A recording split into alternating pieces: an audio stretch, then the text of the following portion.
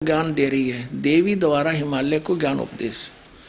ब्रह्म स्वरूप का वर्णन। श्री देवी जी कहने लगी पर्वतराज, उस ब्रह्म का क्या स्वरूप है यह बतलाया जाता है। पहले तो अपने बारे में बताती है, फिर कहती है नहीं, अगर तुझे भक्ति करनी है तो उसकी भक्ति कर जो प्रकाश रूप सबके अत्यंत समीप सचित हृदय रूप गुहा में स्थित होने के कारण गुहाचर नाम से प्रसिद्ध है। महान पद अर्थात परम प्राप्य है।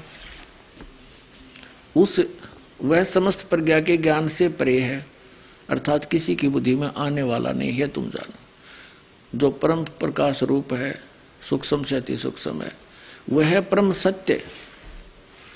इसलिए किते इसको ब्रह्म कह दिया, किते अक्षर ब्रह्म कहा। यह है ब्रह्म के बारे में, वह है परम सत्य अमृत अविनाशी तत्व सौम्य है। सौम्य उस वेदने योग्य लक्ष्य का तुम वेदन करो, मन लगाकर उसमें तन्मय हो जाओ। इसमें बताया है कि प्रणव ओम धनुष है, जीवात्मा बाण है, ब्रह्म को लक्ष्य कहा गया। यहाँ देखो, अब देवी जी कहती एकमात्र परमात्मा को ही जाने, दूसरी सब बातों को छोड़ दे। यही अमृत रूप परमात्मा के पास पहुंचाने वाला पुल है। संसार समुद्र से पार होकर अमृत स्वरूप परमात्मा को प्राप्त कराने का ये सुलभ साधन है। अब यहां बताया है कि इस आत्मा का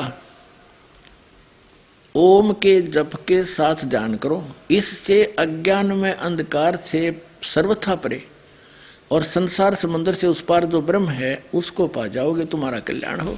ओम नाम का जाप और ब्रह्म का है, इसके जाप से क्या प्राप्ति होगी? ब्रह्म प्राप्ति। और वो ब्रह्म कहाँ रहता है देखना, ब्रह्म को पा जाओगे तुम्हारा कल्याण हो। और वो कहाँ रहता है? ये 563 पृष्ठ पर हम पढ़ रहे हैं, तसात्मा सकंद। वह यह सबका आत्मा ब्रह्म ब्रह्मलोक रूप दिव्य आकाश में स्थित है। वो ब्रह्मलोक में रहता है वो ब्रह्म। इससे सिद्ध हो गया कि ओम नाम के जप करने से केवल ब्रह्म प्राप्ति होती है और ब्रह्मलोक प्राप्ति होती है। वो ब्रह्मलोक में रहता है, वहां जाना है, वही प्राप्ति होगी इसकी। और गीता अध्याय नंबर 8 के श्लोक नंबर 16 में कहा कि ब्रह्मलोक पर्यंत ये सभी पुनरावृत्ति में, वहां गए प्राणी भी जन्म मृत्यु आते हैं।